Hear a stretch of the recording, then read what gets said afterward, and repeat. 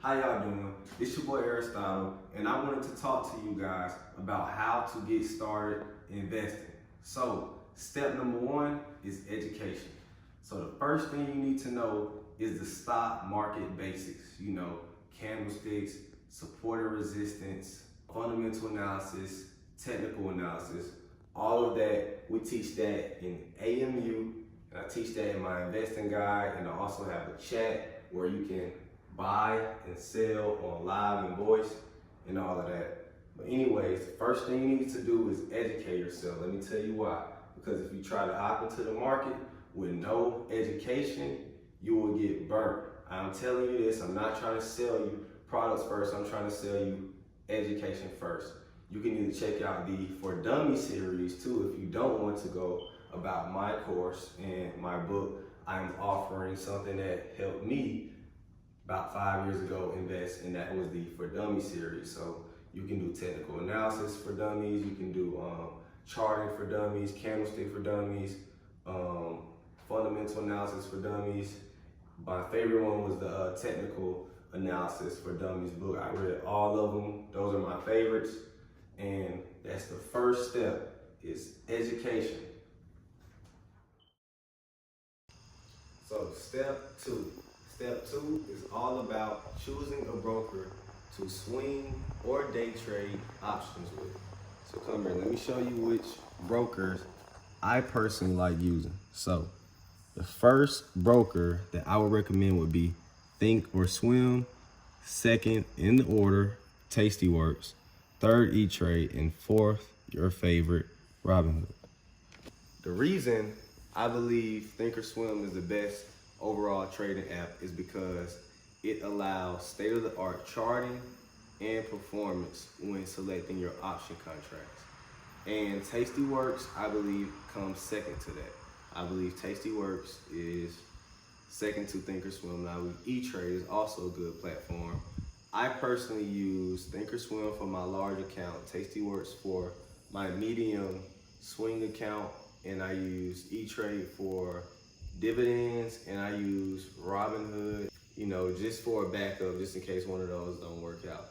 But I do have money in all four trading platforms, and my favorite is Thinkorswim, and second is Tastyworks.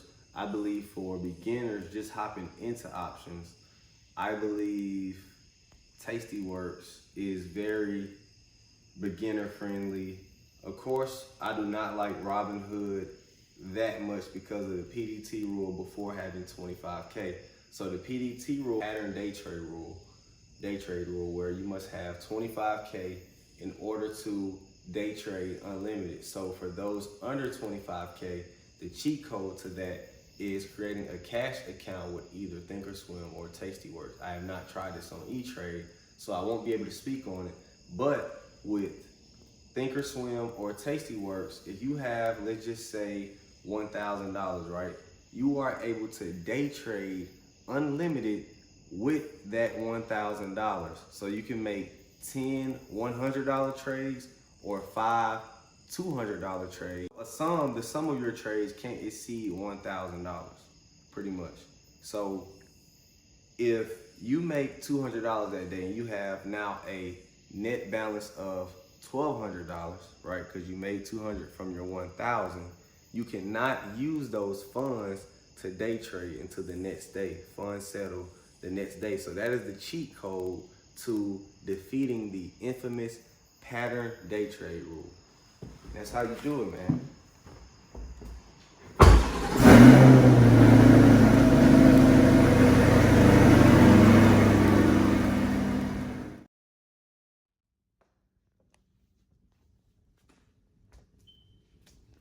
So now we're to step three, which is the last step. And step three is your starting amount. So in my opinion, your starting amount to effectively day trade options would be $1,000. Now, I also want you to understand how to place an option contract trade, right? So come here, let's get started. So we're on an iPhone, so we're going to trade with Apple. As you can see, Apple is priced at $115. So that is the current price. Now, to make things simple, calls bet on the stock to go up, puts on the they bet on the stock to go down, right? So if we see, remember the current price was what, 115, right? So today is, let's just say today is the 14th, and we have about 4 days on the expiration, right? So I am betting on the stock to go up. So stocks that are kind of at the price, so at the price point would be called at the money. Anything outside the price point, so it's 115, right?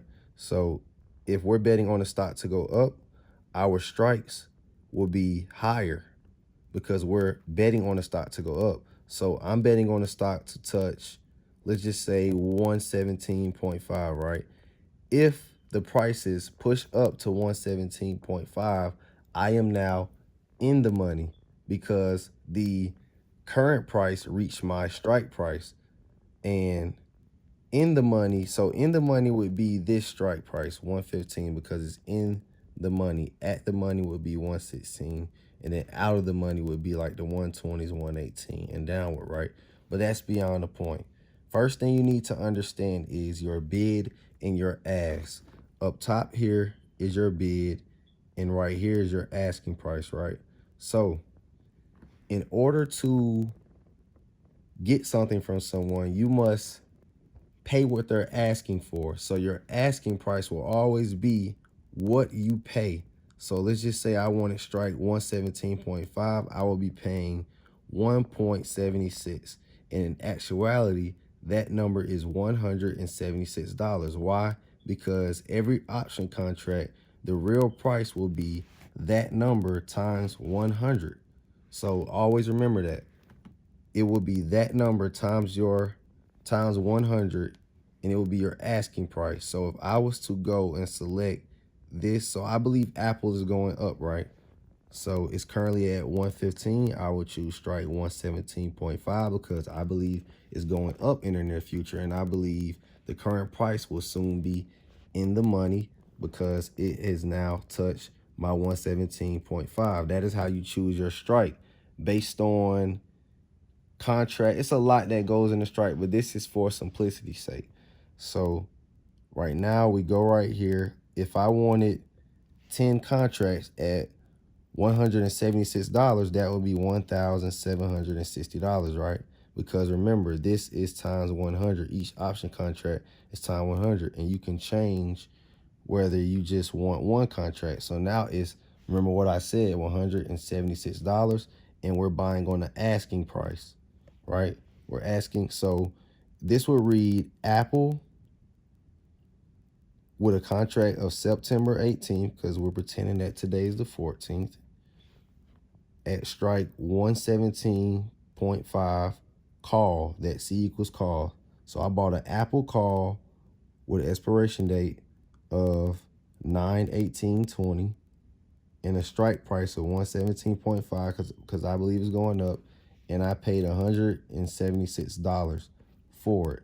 That is how, and then all I would do is press confirm and then send, because I am buying at the asking price. Now, if I wanted to sell Apple, I would sell at the bid price. So the bid price here will be 170. So if I was to buy this for 176 and wanted to get out, I would be losing about $6. And that means we have a $6 spread. So your spread is the difference between your bid and your asking price, right? That is your spread, the difference between your bid and your asking price. So we have a $6 spread. And that is basically how you place an option contract. And let's just say I was bearish on Apple and wanted Apple to go down.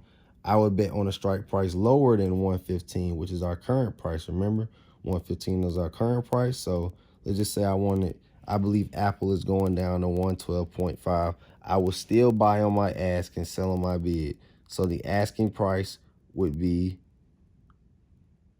$154, because remember, 1.54 times 100 is 154. Proof is in the pudding. Just as I said, that is how you know how much a contract is. You times it by 100. So always remember that. That is how you place an option contract. Now,